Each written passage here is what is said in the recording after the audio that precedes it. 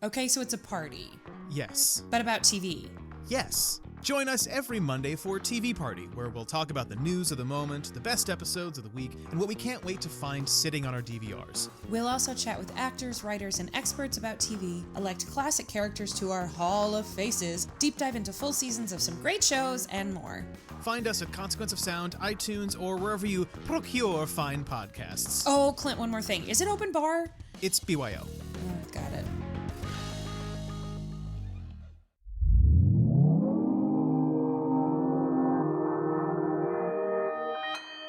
Consequence Podcast Network.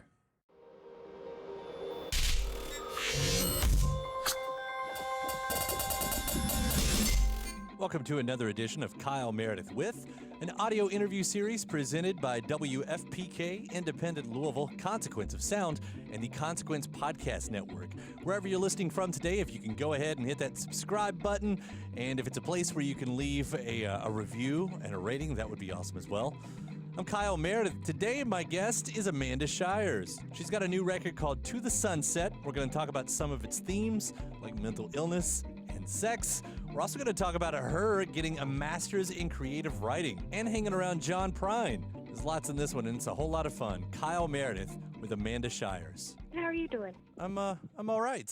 I'll point out that you're coming back to Louisville September 29th. I see you've got a date at Headliners behind this new record, To the Sunset. We're very excited to have you back in town.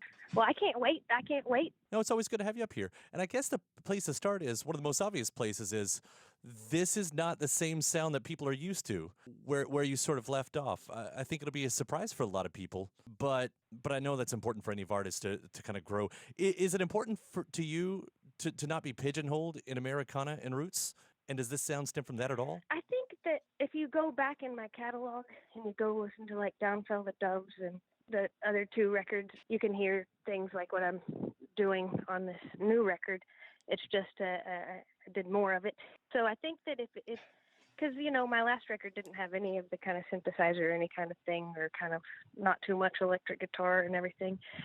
But so if people just caught on to me from that record, then I could see how they might think it was way different. But to me, it's not that far from previous works, but it is far, I guess, in the way that there's, you know, some crazy doubled robotic vocals or something like that. But and it is odd that I have songs that aren't completely just miserable and sad. Is it any different for you to write around beats? You know, if you're not playing with someone live or creating with someone live, is that very different for you? I don't write with beats. I just write in my closet, far away from my toddler, with the door closed, and I microwave a lean cuisine, and I just stay in there. Well, I guess then it's more about recording. Yeah, we hear the beats on this record and everything, and I don't know if the finished product, the recording or whatever it is, because if you're playing along with what sounds like a computer at least, or maybe it's someone on a drum no, kit. we recorded it on drum. See, the way I was hearing it in my head sometimes was I met with Dave Cobb before we recorded the record and told him what I was trying to do, because it takes a lot to try and translate what's in your head, what you're hearing in your head, especially if you aren't good at the drums, which I'm not good at the drums, and how to, you know, make it translate into, like, make the drummer or have the drummer experiment and stuff like that. So sometimes we did double things, like we had a drum set and then we had another drum set, and sometimes we did a drum kit and then you know, the sample pad, which is actually the drummer playing the 80s sample pad thing. You know what I'm talking about? It just looks like a weird little gray box with like 6 squares on it, and you bang a drumstick on it. Not like your chicken drumstick, but your drumstick on it, and see what you like with those sounds. But no, I had an idea for this record. All the sounds I could hear in my head, and then after that, it was a matter of just talking to Dave and us trying to figure it out together. Well, I do like the sound that it's made. It's made for a really fun listen already, and I thought, with the things that you're tackling on this record, maybe it was important for the sound to match the lyrics, because even the brighter stuff can be a little bit darker, I've noticed. Yeah, I agree. And we need a little bit of fun and to find some kind of joy in these in times as they are. You know, some of the issues that you're talking about here, mental illness, addiction, Does that come from any specific place for you? Is there a reason why you wanted to write about those subjects? I think that there are things that I deal with on the daily with my friends and family, and then I know that my friends and family also are dealing with them, and then, just trying to make it easier to talk about things, to make it less, just to try and open if people can ask a question, then that's good because they're starting to talk. And I think that a lot of us are scared to talk to one another these days, and I think it's really important, face-to-face contact and caring, empathy and all that sort of stuff. And I think the more we talk about it, the less of a, not stigma, like the more we talk about it, the more we talk about it. So we're not talking about it less. There's a word I'm looking for here. Because when we ignore things, then they become bigger beasts.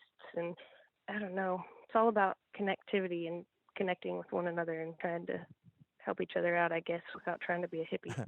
I know we're dealing with that in the music community and all over the world. I mean, suicide rates in recent reports are up quite a bit since the late 90s. But in our world, it was, of course, recently with Bourdain and last year with Chris Cornell and on and on and on. And that's what we keep hearing. This needs to be talked about more. It needs to be talked about more.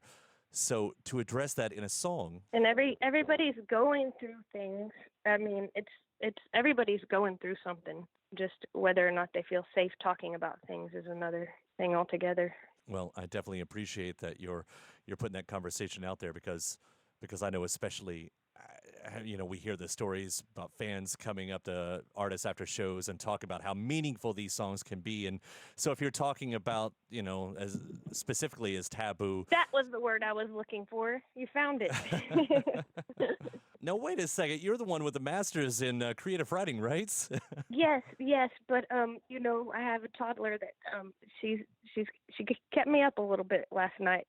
She's going through some kind of emotional stuff, so she's yelling out in the night, and I'm like, what is going on up there? There's turtles coming from the sky. I'm like, this is not a Sturgill Simpson dream.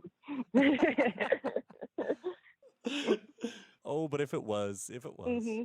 The creative writing thing, did the master's part, did I read that right? Is that something new? Did you just get the master's part? I got it last April. It took me 5 years, though. Congratulations. Thank you. I'm glad I made it through with all my brain still intact. Most people say you can't do anything with a major like that. I think you're showing them. I think, education never hurts in learning. Like, I'm a curious person. I think the more that you're interested and that you stay interested, the better quality of life you have, I guess, because, nobody wants to be bored. But, no, I went to pursue that because when in my songwriting, I was operating solely on instinct, and I was so slow with my songs. It was just so slow because every time I wanted to make a decision, I had to follow one idea out and then try the other idea. And so I just wanted to get to be a better writer. And so I went there to try and search for some more tools for the toolbox. And I feel like I found a few, and the editing is easier, and deciding which preposition's better is helpful. And, trying to be more precise. And we use it a lot around here, even in just, everyday conversations about words. It seems like it'd be 3 full-time jobs, going for any kind of higher education and being a full-time musician and being a fulltime parent. Like, that sounds maddening. Yeah, it was. Well, I didn't have Mercy until I was done with the coursework, and then I took that I added a year on to finish my thesis. So that's all done. It's all done. Let's just break out some champagne. Well, on the lighter side of things, I'll bring up the lead single. I hope that I can say the lighter side of things. I know it's talking about romance and sex to a point, which has also been really fun, finding the Americana critics trying to figure out how to talk about a song that's talking about sex. I mean, all you got to do is just say it, make that less taboo too. I mean, if the president can say pussy. Ding. Can I? Yes, you can.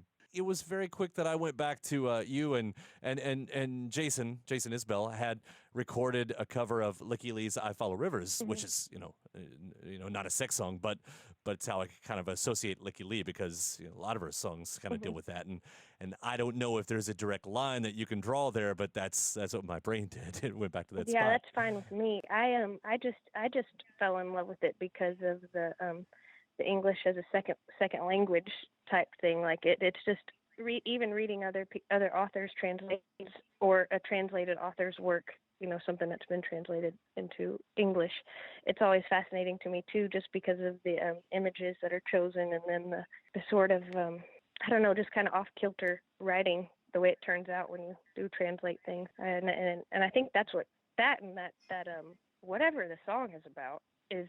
It's just, I don't know, it's an earworm, really. Yeah, it was a great reading of it, too. I've played that one along plenty of times. And I'll bring up a few of the guests on this record. You mentioned Dave Cobb, of course. It sounds like the whole family is invited. Gillian and Dave Rawlings.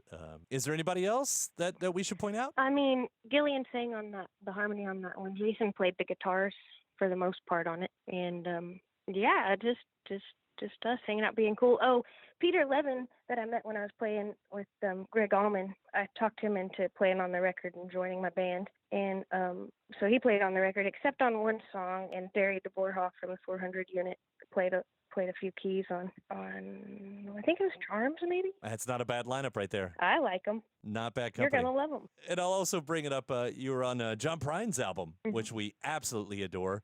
Seeing him get the spotlight this bright these days is so awesome. And you've spent a lot of time with John, right? I sure have. And it has always been a really good time. He's hilarious. He's a person, the same person on stage as he is walking around the airport. I just kind of imagine just trying to hang on to his one-liners, He as loves they creep meatloaf. out. All you have to do is give him some meatloaf. I'll remember that.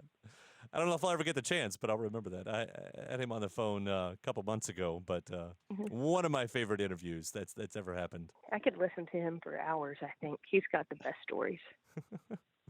Well, Amanda, I definitely appreciate you again giving me the call and do this. And I'm really looking forward to the Sunset coming out. And again, I'll mention September 29th. We're going to have you back here in Louisville at Headliners. Thank you so much. It's going to be so much fun. I can't wait. Bring it. Well, I'll bring it. I'll bring all of it. All right. Sounds good. Thank you so much. Thank you, too. All right. Bye. Hey, thanks to Amanda Shires for that call right there. The new album is called To the Sunset. Don't forget, you can subscribe to Consequence of Sound's YouTube channel to keep up with your favorite artists and interviews. For you podcast fans, iTunes, Podchaser, wherever you're listening from, go ahead and give it a rating, leave a review while you're there. Then head over to WFPK.org. That's where you'll hear me do a show every Monday through Thursday from noon to 3 Eastern. You can also find some bonus episodes of this series. I'm Kyle Meredith. I'll see you next time.